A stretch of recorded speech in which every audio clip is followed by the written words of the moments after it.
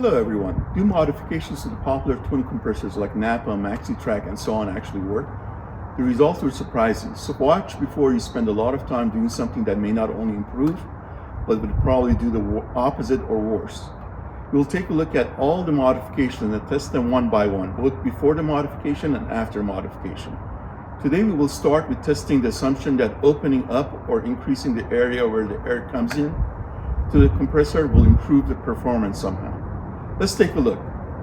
But before I start, subscribe, because my next video, I will show you something that no one else has done before. That is mounting this compressor, believe it or not, under the hood of Jeep Wrangler. Okay, so I've already removed all the screws and bolts. However, if you want to do it yourself, there are basically 1, 2, 3, 4, 5, 6 screws like this that you have to remove.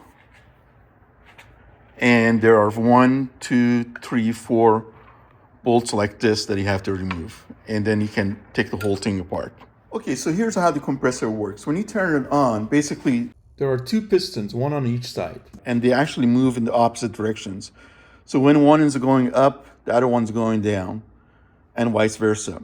And the reason for that is because you want to have a constant airflow going out to the tires.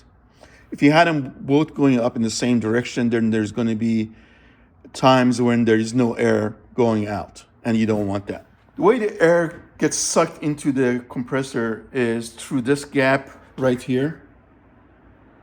So let me get closer. There's a gap all around this cap. And so basically it sucks the air through there. Now, if you open up this cap, you will see that there's going to be a filter. So you can just twist that off. And here's the filter. And you will see that there is a hole right in there. So the question is, if you open up or drill a big hole here in this cap, will this work better? So what we have to find out is the surface area, the total area opening here all around, and then figure out the surface area on this hole and see what that is.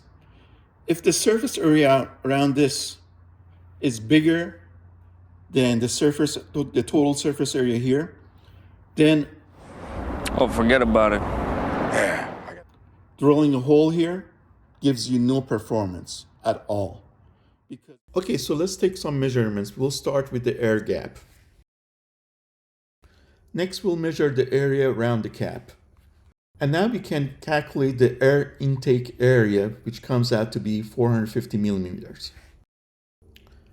Next, we'll measure the area of the main air intake port, which I've highlighted in yellow. Now, I don't do math, because let's be real, who has time for that? But I punch the numbers into the computer, and it comes out to be 150 millimeters. Forget about it. Now let's take this thing off.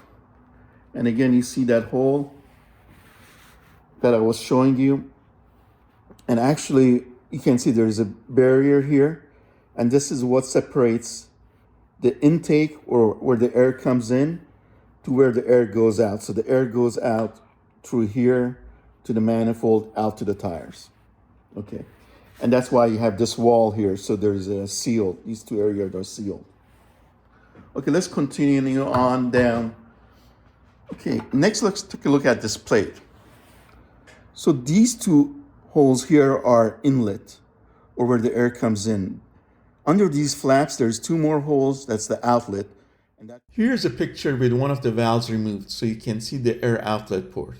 Now you might be wondering, why is the outlet port smaller than the air inlet port? The reason lies in the forces at play.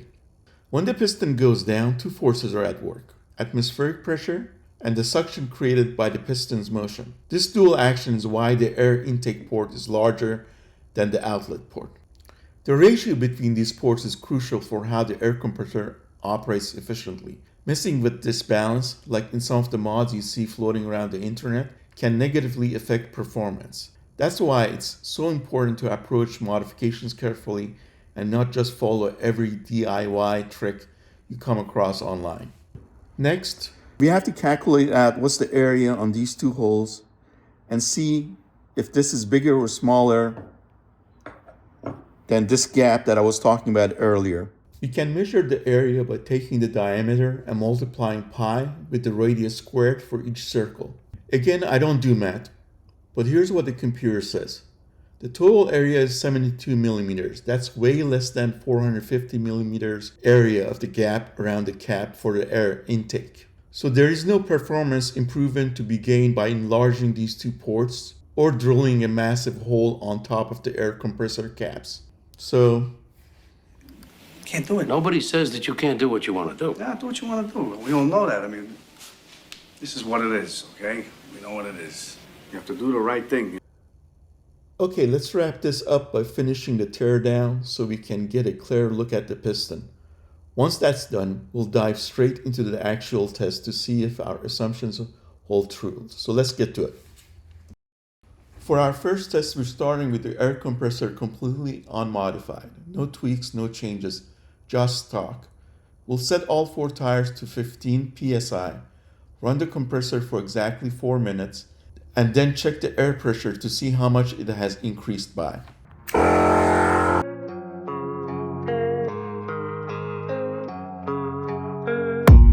I don't really know what comes next. I'm just doing my best, even though I'm so stressed out. Everything just feels like a test that I fail, so depressed when I can't seem to get out. But something deep inside won't let me quit. I swear that I'm inspired by all this shit. Tell me that I can and I won't. That's what guides me the most. Your lies, I'll do what I want.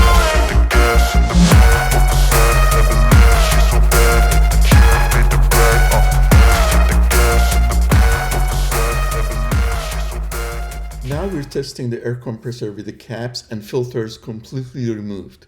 Starting again at 15 psi, we'll run the compressor for 4 minutes and check the air pressure at the end. Let's see if opening up the air intake wide really makes any difference. So we got exactly the same result. That's right, no change, so forget about it. In the next video, we'll tackle something exciting, mounting this compressor under the hood of a Jeep Wrangler.